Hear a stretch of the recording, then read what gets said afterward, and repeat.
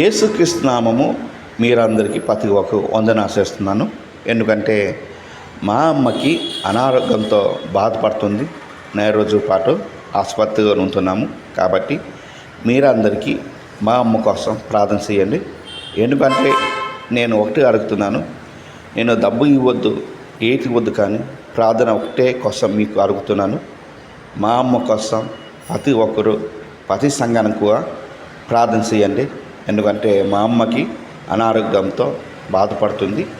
ఎందుకంటే సర్జరీ కూడా సక్సెస్ అవ్వగానే ప్రార్థన చేయండి.